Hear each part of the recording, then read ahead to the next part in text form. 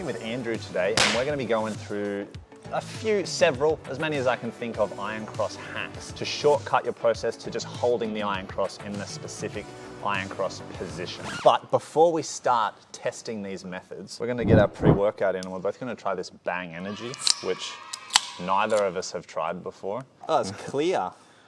Oh, I was expecting it to be like pink or yellow. 3, 2, 1.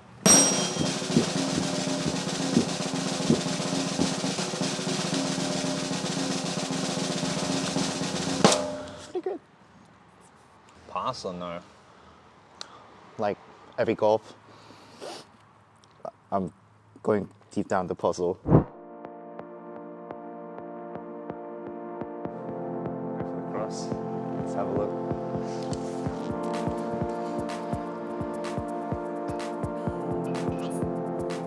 I don't usually do this cross, I use full sprint.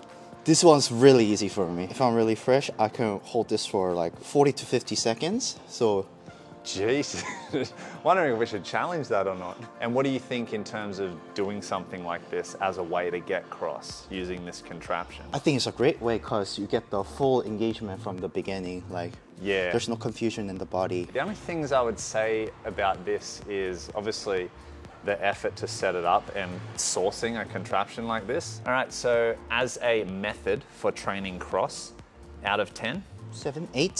7 or 8? Yeah, just because I don't have any experience with it, but so far, first time training, 7 or 8.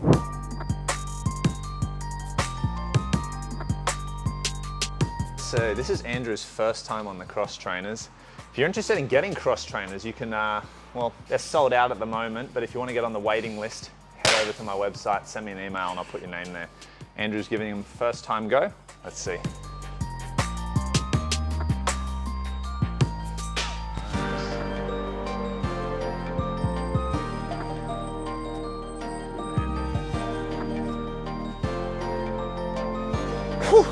It really activates your pecs a lot. In terms of using this to train for cross, where would you see the benefit? At the initial stage where you're building up the muscle group, I think it's really good. So this kind of conditioning is a must. So if you have the equipment, I'll definitely use it. What I want to try though is we're going to bring these cables down a little bit further down and tell me if you feel it starts to bring in the demand on the biceps. Damn.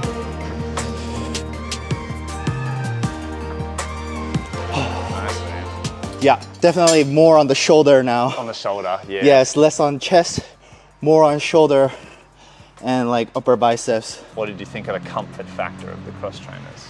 Just doing the pulls and the hold, it was really comfortable. Yeah. I'm just directly comparing to the rings because that's what I used. Yeah. It was way comfortable than rings and definitely more isolation. I felt more on the chest. On the chest. I guess maybe 9 because it's hard to get. Yeah. It opens up a world of certain like movements that you might not be able to do on the rings, like how we were just trying the Azarian just before. But there's also limitations to the cross trainers because they're specifically not rings. And you'll need some kind of guidance too. Which I've got a video on that one if you want to check that out. So what we're going to do, we're going to have a look at the cross trainer's cousin, the ring straps. Quick message from today's sponsor. D-Ring is Germany's #1 bodyweight fitness app for gymnastic rings. The app teaches you skills like the muscle up, front lever, one arm pull up, your first pull up, dip, and many more, with the team at D-Ring always working on adding new skills. You can decide if you want to work towards a single goal like the muscle up or have a full calisthenics workout. I personally had a look at the D-Ring app. It has a clean design, intuitive progressions, plus German and English language options. For maximum individuality in your workout, D-Ring identifies your strengths and weaknesses and progressively increases your repetitions to challenge you in every workout. The app is being developed and managed by students from the German Sports University in Cologne. I encourage you guys to check it out. It could be just the app for you, and the first 100 people can save an incredible 50% on the first membership payment with the code Tyson. You can find the link to the app and code in the description below. Now back to the video. This one it works the same as the cross trainers. We just shorten the lever length by putting our arms through the straps. Anywhere below the elbow, you can adjust where that lever length is straight away. You can also put it on the rings, but still it's a bit wobbly, and unless you like put it on really low bar and make it stable, but that kind of defeats the purpose of the iron cross. I think both are really good method, but if you have the access to the cross trainer, like feeling the right muscle, then using the ring is more beneficial. That's just what I think. Do you ever do it where you're just using the strap? Yeah, like the straps really hurt, like especially mine. I'll do a couple of reps with the straps just so you can see what it does. Well, it's probably not going to come up in one set, but then you're getting like burn marks across your forearms. Have you seen gymnasts put foam, like the foam squares in between? I think Niall did it. He was one I saw do it. Now because I have used cross trainer, well, it's very similar, but maybe 7, 8 out of 10.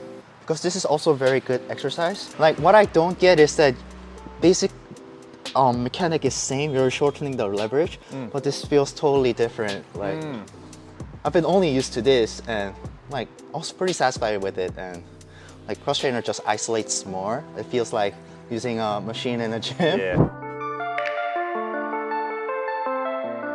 First thing is you got to trust the band because you've stretched that a fair bit. Oh yeah. And now you're sitting on it? I sit on it or put on my feet. When I'm doing main set, I usually put it on around the chest. Oh shit. Hey Siri, stop the timer. Oh shit. Shit Siri. So I usually get onto the cross position. I use heavy false grip and then engage everything. So you use the band a lot for your cross training?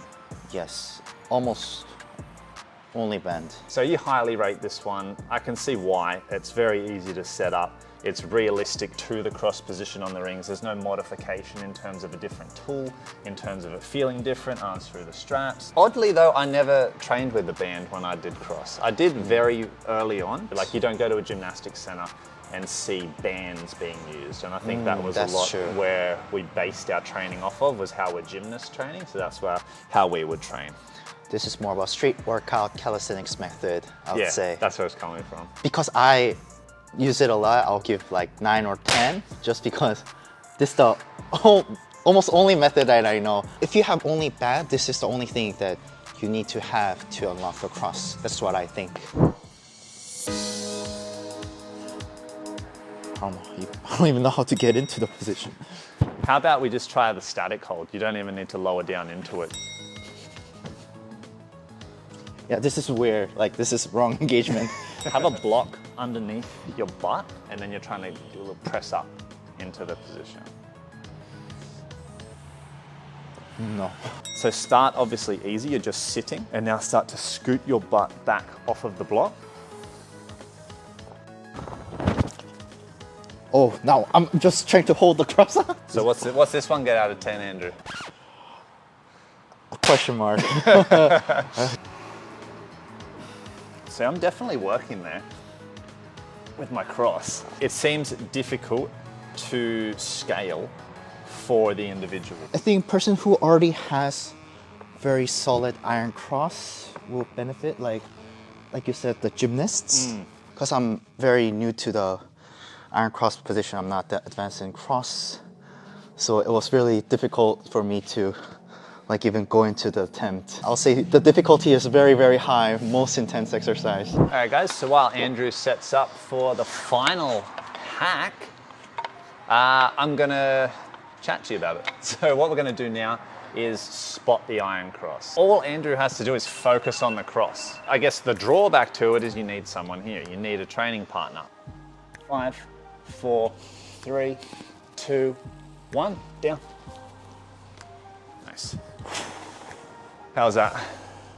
Intense. Is that your first time getting spotted for cross? No, I got never spotted for cross. No. How did that feel then? Talk us through it. It felt really weird. It felt really weird. In a good way. Good way. Yeah, like because you're holding, I felt more like I'm safe in a way. To just focus on the technique? Yes. Yeah. This one's really good, especially mentally.